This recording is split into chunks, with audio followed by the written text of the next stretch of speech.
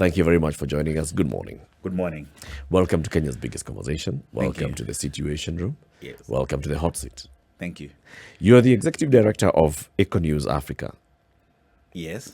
What is Econews Africa? Well, Econews Africa is a Pan-African organization that works to bridge the gap in terms of information, in terms of global processes and local action. So what we basically do is we look at global processes that are happening, including trade and investment, finance, climate change, and we try to simplify that information for our stakeholders, for them to be able to take concrete action from that point. Yes. So in what sectors? So we work on trade and investment. Okay. We work on finance and development. We work on environment and sustainability. Okay. Yes. So on the matter, for example, of trade within the East African bloc, Yes. how have you been involved?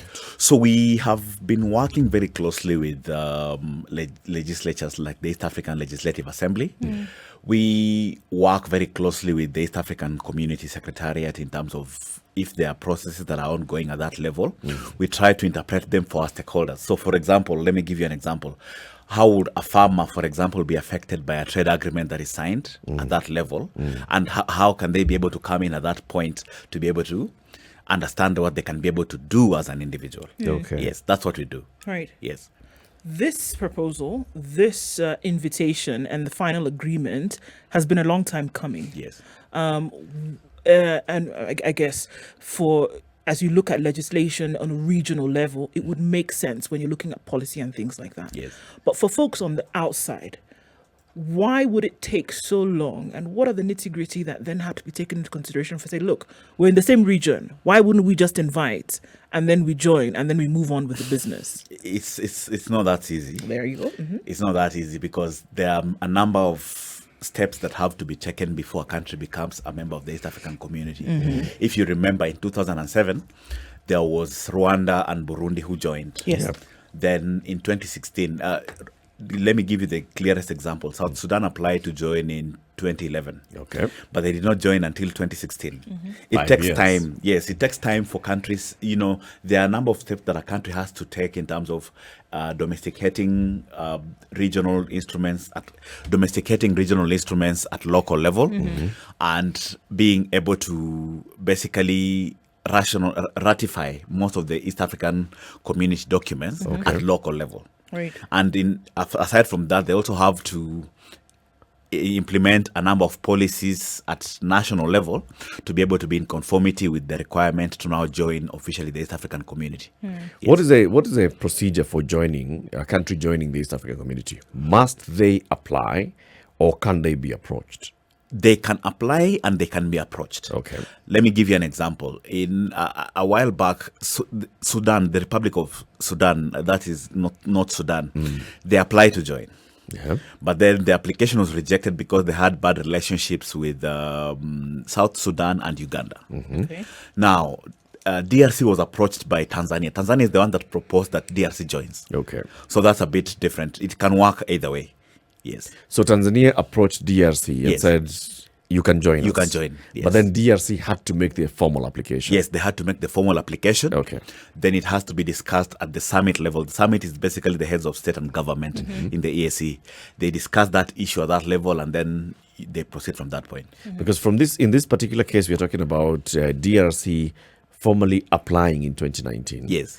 And then the procedures then kicked in, like you're saying. Yes. So the summit sits and says, yeah, we can consider the application. Yes. And then they're given a raft of issues. issues to do. Yes. And they have to start, for example, implementing and changing their own domestic laws. Yes. Before they are formally allowed to join. Yes. Is it possible that they could start domesticating some of these East African laws, and then at some point the summit decides, you guys, we don't want you anymore? Well, After they have started the journey. Well, I think the amount of goodwill that is there in this process, you are unlikely to face such a situation. But it's possible. It's entirely possible. So, for example, if you have a country that doesn't meet the spirit of the EAC in terms of, let's say, a country before joining starts wars or that kind of thing.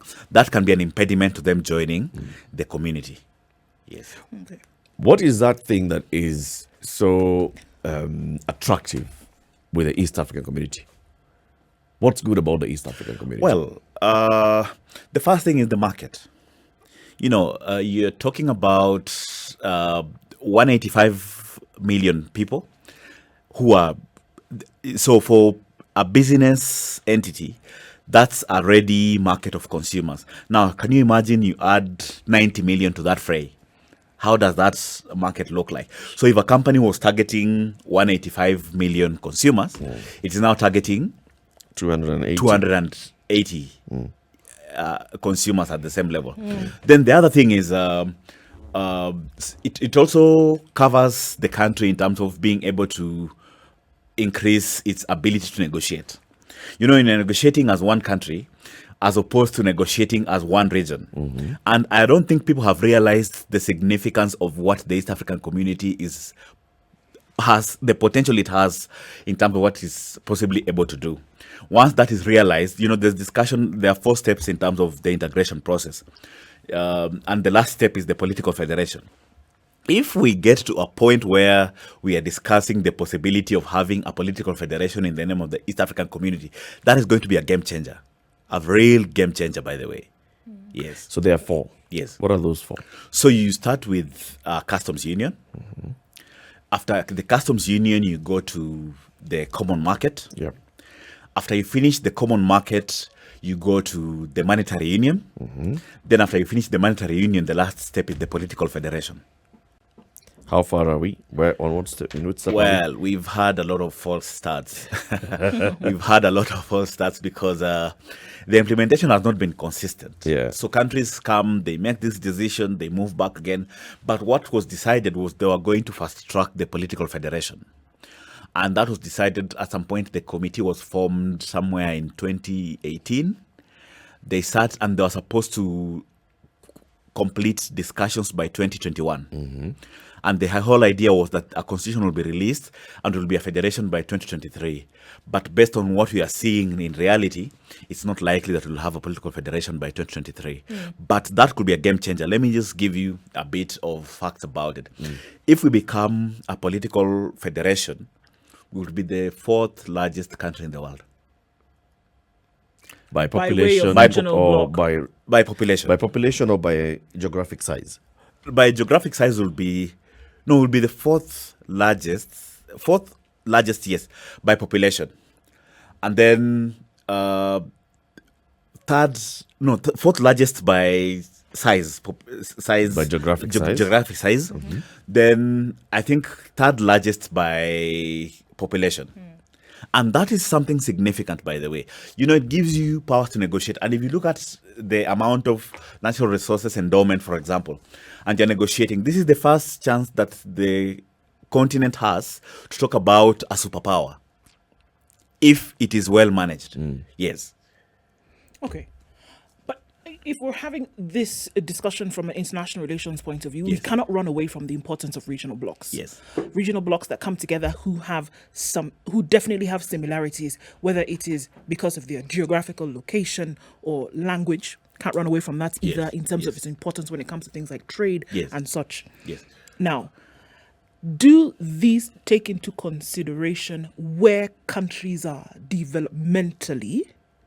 And has that taken that into consideration today?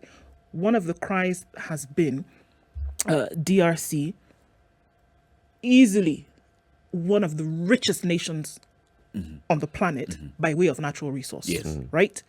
But what is happening in terms of developmental stage, in terms of governance and infrastructure and such, is another question. Yes. Is a regional bloc measured by the strength of its individual members? And if that is happening, can you then say we're getting to the point of game-changing circumstance? Yes. If countries are struggling, can you say them coming together to form a regional or to be part of a regional bloc will then be able to help one forge ahead in the ways in which you're talking about now? Yes, I think it's a good thing because regional cooperation also helps part of the reason why you see instability is because of the suspicion that countries have for each other. Of each other. But then when you get into a regional bloc, most of that suspicion is taken away because you're now cooperating. You're working as individuals who are cooperating on various aspects, as opposed to individuals who are competing in the essence of it. That's number one. Then number two, I think one of the things that happens is the East African community countries actually take into account the fact that a country has not developed to a certain degree. And that is why when Rwanda and Burundi came in, they were given a slower track in terms of trying to implement the customs union protocol, so that you don't open up everything immediately. You open up based on the fact that you are a bit slower given your market conditions. Yes. Yeah. Okay. Yes. Now, with the DRC coming in, Yes. and you said, it's interesting because on the invitation of other countries, Yes. come and let us do this together. Yes. What is taken into consideration? Sure, there is the regional, camaraderie. There is the whole brotherhood of nations. Let's do this together. Yes. But are other things taken into consideration as well? Where is the country at the moment? What is the feel of the people who, by the way, are being used as a bargaining chip here? Yes. Right? Yes. 90 million people, they will come into this block. Here's an opportunity for increased trade. Is their situation being regarded, or is it just a thing of governments agreeing, heads of state agreeing, and all the other protocol? That is one of the challenges we have had with the integration process in the East African community. So if you read the treaty, it tells you a market-led approach. But then the challenge with that is that you do not have the people with you. So you're integrating markets, you're integrating countries, but that is happening at the political leadership level. If you talk to the citizens at that level, they do not have that willingness or that openness in terms of getting into. And this has been the challenge, especially if you look at Tanzania, for example. If you go to Tanzania when you're a Kenyan, they read you from a mile away. And, there's been outright hostility in terms of, we do not want these guys to get here because the first thing they'll come here, they'll start looking for land and be able to grab everything that comes in their way. Yes. So we do not have a people-centric integration.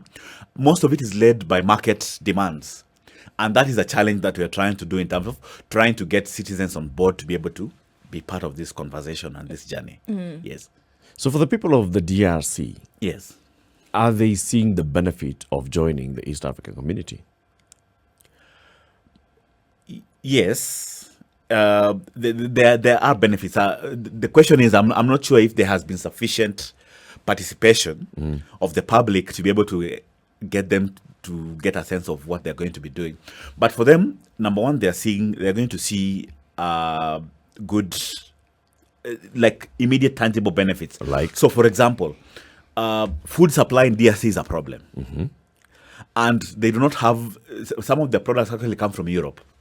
So this is going to be eased in the sense that they're going to be getting products coming from right across the neighbors to be able to satisfy the demand that they have. That's number one.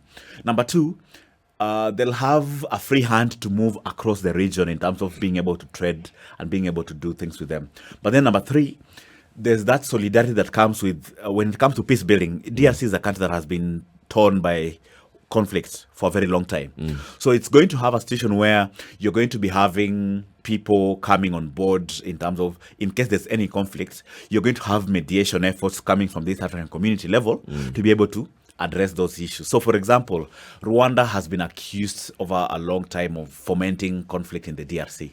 This is a chance maybe to sit on the table and say, hey, Rwanda guys, why can't you come on the table and just basically talk with these guys and avoid getting into their space? That kind of thing. Yeah. Let's cross over into the DRC, into Kinshasa, where we are joined by a professor of economics, Professor Dadi Saleh. Prof, a very good morning to you. Yeah, good morning, sir. It's good to have you on the show. Welcome to the Situation Room. This is Kenya's biggest conversation. We're having a conversation with everybody in the studio. Here is Eric Latif Nduoko and our guest Edgar Odari. So the DRC is now a part of the East African community. What's the feeling like in DRC? Is it a happy feeling or is it a feeling of trepidation? Yeah, thanks for the invitation. I think from the point of view of the government, this seems to be good, okay? And at a short run, it's a good thing because, as someone just said, the trade going to improve and the movement of people will be a bit free. This is a fact. But if we consider the bottom of the question, I think, economically speaking, the Congolese industry is losing right now because we are actually importing almost everything. We are just taking things from outside. Our industry is low from the average of our neighbors, for example, Kenya or even Uganda and Rwanda. We don't produce almost anything.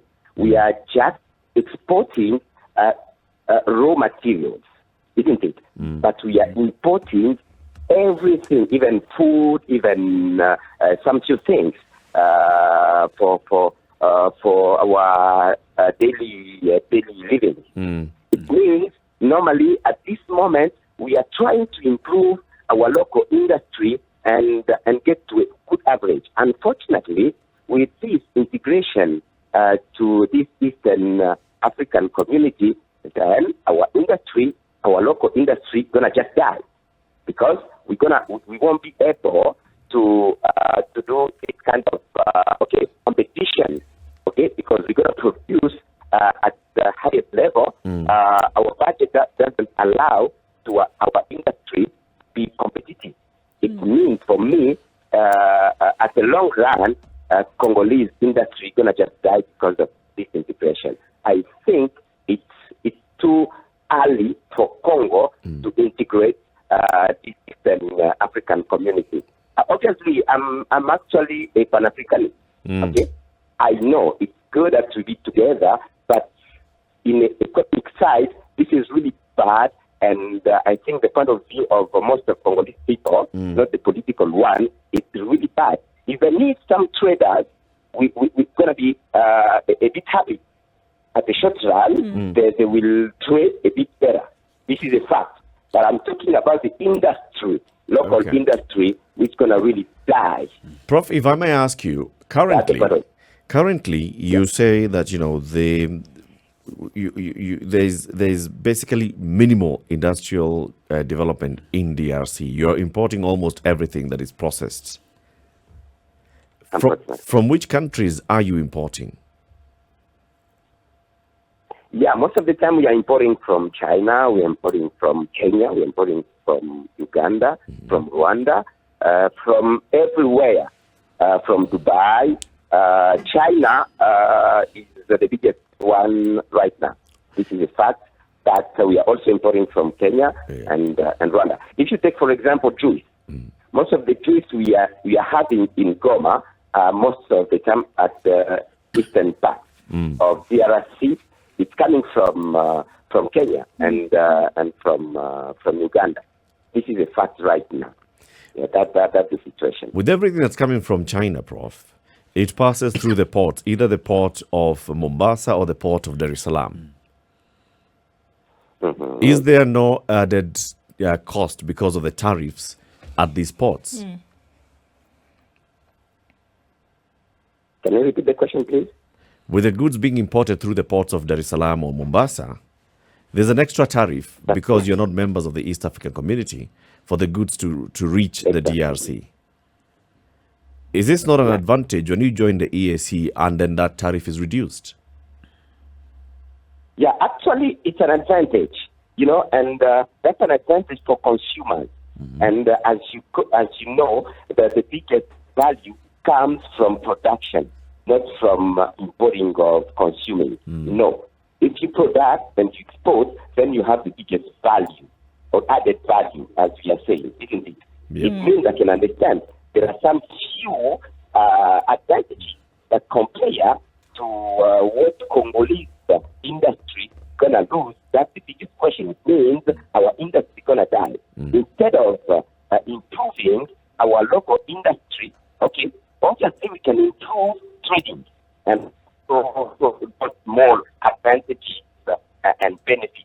And those gonna make our industry die again because we won't need again to produce because we import at the lowest I'm trying to say Congo should first of all keep and protect the local industry instead of protecting trade. That's only the question. Sally, I hear what you're saying. I hear what you're saying. If I can just ask you, though, I hear what you're saying on that. But we are looking at a situation whereby then the call is on governance from Kinshasa to say that we're either going to establish or protect local industry, right? Is there a possibility that these two things could happen simultaneously? To say that, yes, we're interested in making sure that we are ramping up efforts of industry and manufacturing in the country, but at the same time, we want to be part of a regional bloc whereby it will be advantageous to the DRC as well to be able to be part of this, looking at the lowering of tariffs, looking at the lowering of cost of telecommunication, looking at the easier passage of people from one place to another. The benefits seem to be quite great, and then would not the responsibility not be on government to let the people know that this is actually advantageous? No, unfortunately, ma'am. I understand. As I said before, there are advantages. Okay, you can move freely, we can communicate a bit freely, we can have those importation facilities. This is a fact. But if you do some statistics, okay, compare to production. I'm talking about industry, production. That's only where you'll find that the advantage is really minimum to get into the Eastern African community right now. And I'm free of speaking on my side. I'm just a technician, a professor right now. Yeah. But political people, at this moment, I know they have so many teeth. Okay, especially our government is with the Kenyan government, the Rwandan government, the Ugandan government. I think we are negotiating in a bad position. Our government is negotiating in a bad position. You follow, for example, Ruto, your vice president. Okay, your vice president said exactly the truth, even if he has been condemned by people. He said the truth. Because the only thing is, Congo is one of the biggest markets in Eastern Africa. Then you're gonna throw, okay, everything you're producing in Kenya. And the president of Tanzania said the same. That's exactly the point, man. So saying that there are advantages, I'm okay. Okay, we have advantages. But if you go deep in economy, a country like Congo, which doesn't produce anything and get into the Eastern African community where you have some other people with advantages. Yeah, go ahead. Yes, I think I agree with Prof. One of the key things, one of the challenges that we've been having with integration processes in the East African community is that you admit a country without taking it through the motions in terms of looking at the market economy and how it's faring on. I'll give you an example. In 2007, we admitted Rwanda and Burundi. Their markets were not that developed. Rwanda, a bit better, but Burundi was in a bad state. But they said, let's admit. Then we move on and get to a point where South Sudan wanted to come on board. No one looked at the market conditions in South Sudan. But because it's a huge potential market for the countries in the EAC, they say, let's open up that market. And that mistake has happened before. If you look at Europe and what happened in Greece, the other economies were being admitted without looking at the market conditions, whether they've been able to satisfy certain policy and legislative demands. So without implementing these policies, and you admit them without having gone through that motion in terms of trying to implement those policies, you admit a country that is not ready for integration. Then when the country starts suffering in terms of what went on in Greece, then you start seeing, of course, now it will be one country benefiting. In this case, Kenya, for example. Kenya will benefit, the other countries will not benefit, and then you start seeing that kind of animosity that exists between the countries. So what Prof, is the same thing that Edgar is saying. If you were the president of DRC, you're saying this is not the right time for the DRC to join the EAC. What would be the right time for DRC to join EAC? Okay, before I respond to that question, let me put across something what we just said about Burundi and Rwanda, for instance. Okay, let me tell you the truth. That's theory, but in practice, we have more than 2 years there is no trade, between Rwanda and Burundi, because Burundi just understood that it couldn't just take everything from Rwanda. It could destroy its local industry. Reason why, wherever you are saying they are into the Eastern African community, I think you have to inform that there are 2-3 years they don't have any trade. I think you're informed. Yeah. Isn't it? Mm-hmm. Because they have understood that they did a bad deal. It was a bad deal for Burundi. Yeah, that's the right thing on the ground, not theoretically speaking. Now, if I was the president, first of all, what I could do is to get a budget and facilitate local industry. Maybe it can take 1 year, because Congo has the potential. This is really fast. If it takes 1 year or 2 years or 3 years, I don't know. It will depend about our political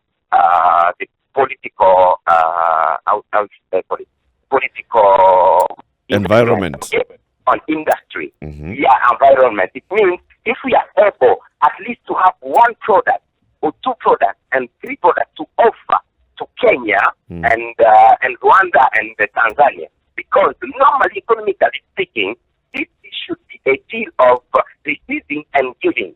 Okay, it cannot be a deal of just receiving.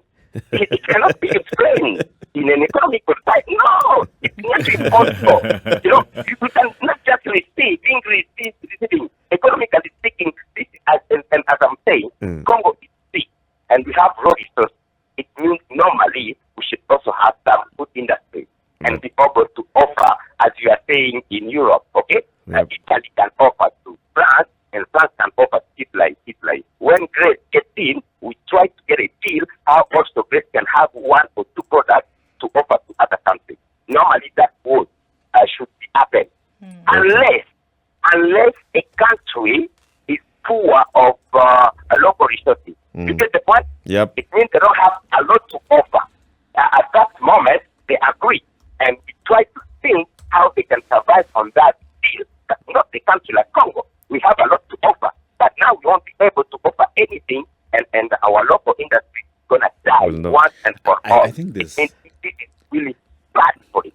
Prof, thank you very much for speaking to us. Asante sana. We wish you a very good day in DRC. Asante.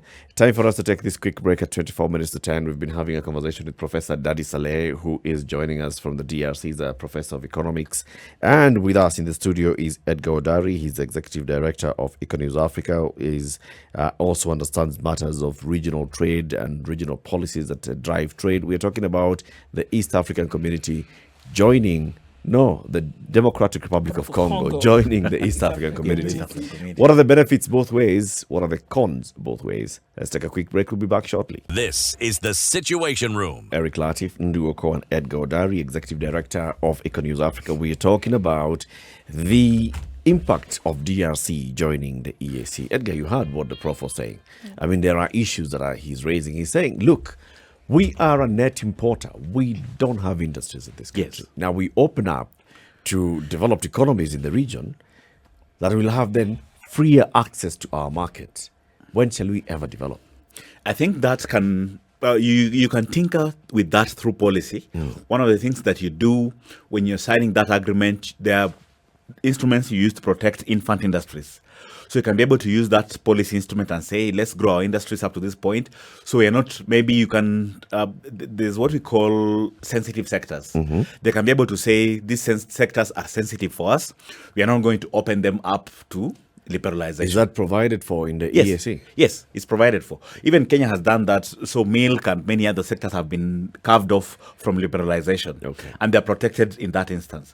Then the second issue is once you carve out those industries and say these ones we're not going to open because we want to grow our own industries, the second issue you do is you encourage investment inward and limits where that investment is going.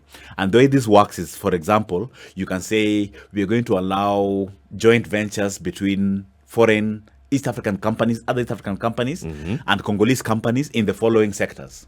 And you say minimum threshold is Congolese must own maybe 50% of it. Okay. Then you have the likes of Bidco and whatnot going to invest in that country and building capacity, but then the Congolese own maybe 50% those companies, and they start growing, and also technology transfer in that sense. Does it force, and I'm using force, Yes. quite cautiously here, Yes. but does it then force the environment to pick up and then become a productive environment in terms of industry and manufacturing? Do you see that happening? Or does it still just prolong the situation that many Congolese are complaining about today? Well, competition is good. Competition is good because sometimes when you have inefficient industries, if you introduce other actors in this market, you force these industries to pull up their game. So that helps. But then I wouldn't call it force. It behoves them to basically act better. That's what I can say. Yes. Yes. But then do you see it then as a catalyst to spur on the business environment, in the industrial environment? Yes. That if you can see the benefit, because I mean, that's what it does, isn't it? Yes, yes. That if you are trying to venture into something and that you see somebody else in your space doing the same kind of thing, you can do one of two things: discourage you or encourage you. Yes. Encourage you to say, okay, you know what?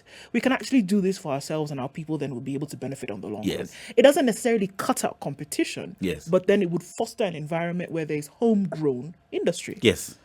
It does. It does do that. If you introduce, so let's say you have other players who've come in to play in the DRC market. Yeah.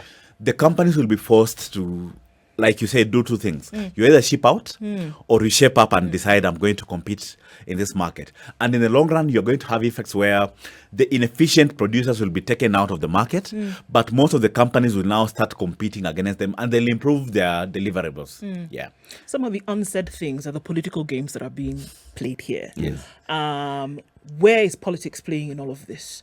Because I mean, even speaking to some, consultants who worked on this process Yes. yesterday, Yes. some of the things that they said, well, you know what? It's all well and good. Papers, agreements of heads have been made, etc. Yes, yes. But the bigger game here is the politics. And until we know where the political lines are being drawn, we will not see an enactment of this income paper. What do you see playing out here that could either stall the process or not make it as authentic as it It's would appear interesting to you be? say that. It's really interesting you say that. There was a tweet by the former presidential candidate in Uganda, Kizza Besigye, about the situation in DRC. He was saying, DRC has been admitted into the East African community, and they're already complaining, saying Rwanda is supporting, is it MRC, rebels in Eastern Congo. Then Uganda is saying now it means we need to put more boots on the ground and whatnot. Yeah. But then if you look at the politics in terms of extraction in the DRC, it paints a completely different picture. People get there, they say we are going for peacekeeping missions when they're actually going to mine resources and extract them out of the country.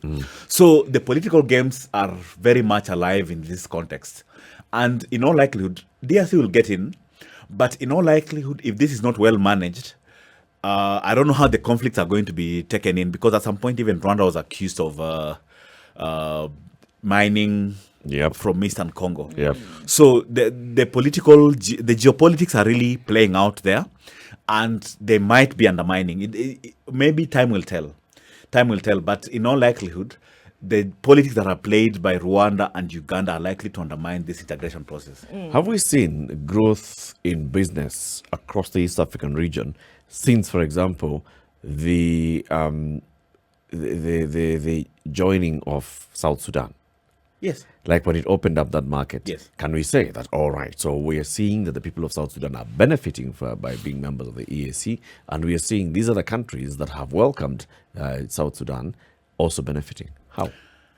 So number one is the companies that supply products into South Sudan. They have benefited by having an expanded population to consume their products.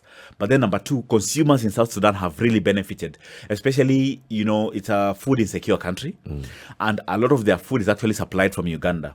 So it has made it easy to supply food items from Uganda into South Sudan. And to that extent, therefore, citizens of South Sudan who consume products from across the East Africa community are benefiting in that sense. So there's benefit both ways. I wouldn't say the South Sudanese private sector has really benefited, because it's a bit infant in a sense. So to that extent, therefore, it has faced stiff competition from the other East African countries, but it's still growing. So it's a mixed bag of results in a sense. Consumers benefit, private sector in the other countries benefit, Yeah. but then private sector in South Sudan are not benefiting. Of all these countries, there's 6 of them now. There's a lot of instability in many of them. Yes. South Sudan, there's Yes. instability. The DRC, Yes. there's instability. There are parts of Burundi, there's instability. Yes. Some parts of Uganda as well. Yes. Instability. Yes. How does that impact the EAC as a whole? It actually does impact because for you to have a successful integration process, one of the key tenets of the East African community is political stability. Now, when you have political instability, you're not going to have the free movement of goods and services across the divide. Or economic growth. Or economic growth in that sense. So, you have citizens in various pockets of this African community who are not benefiting from this integration experiment that is happening across the divide. And that is going to cause a bit of disenchantment. People are wondering, so there's this whole market you're talking about, but how am I benefiting if every day I have to worry about whether I'm going to leave the next day or not? Yes. So there are various things that are playing out there. But then, Edgar, if we look at the 4 pillars, like you said, Yes. of East African community, Yes. the various integrations, Yes. the customs union, the common market, monetary union, Yes. and the political federation. Yes. If we were to rate each of them, Yes. say customs union, Yes. 100%, what percentage are we? No, we are not. 100% is a bit Where are ambitious, we? I would put it at 65-70. 65-70 in terms of implementing the customs Implementing union. it, yes. And the common market? No, don't even go there. Oh, really? Very far. Oh, Okay. yeah. Uh-huh. Countries. The monetary union, We've of not course, even, 0. We are supposed to have been implementing the monetary union by now, Right. But Hasn't kicked off. it hasn't kicked off. Political federation, very far down. So the they want, front line. but they want. This is the interesting bit. They want to skip and get to the They want to political skip and federation. get to the political federation. At Is a point, that really likely to happen? No. Let me tell you the funny story. In 2004, 2005, Museveni kicked off a road trip around the East The African region, community, yes. saying he wanted to basically fast track. He's the one who came up with the idea of fast tracking the political federation with him as president. Yeah. Retire from Uganda, be the father of the region. Of the region. Yes. But then the question becomes, Mzee wa Boma. if you have not been able to implement the other goals you've set for yourself, why are you rushing? What is the rush to have a political federation and you're not even implementing the other aspects of the integration process? So it's really putting the cart before the horse, if you think about it, because we are rushing to implement something that is going to harm us in the long run. Because politics is, if you look at our political reality in the moment, we do not have that political maturity like the EU for someone like Rwanda and Burundi to surrender their power to Uganda, for example. It can't happen. No. It can't happen. What are these things that have made it almost impossible to achieve these other pillars, like the common markets, like the monetary union? I mean, we should have been there if we were to follow the timelines that have been set. So you have differences. Countries are implementing the common markets, the customs union, but then you have you wake up and say, okay, we are going to ban Ugandan milk. Yeah. Kenya has banned Ugandan milk. Yep. Tanzania has banned Kenyan chicks. Kenyan products. So, there's a lot of protectionism. We want to open up the market, but at the same time, we want to protect the little that we have, not knowing that we are killing the inefficiency. We are basically perpetuating inefficiency. Yep. Yes. So does it not then undermine the integrity of regional blocs? Because the question is really clear.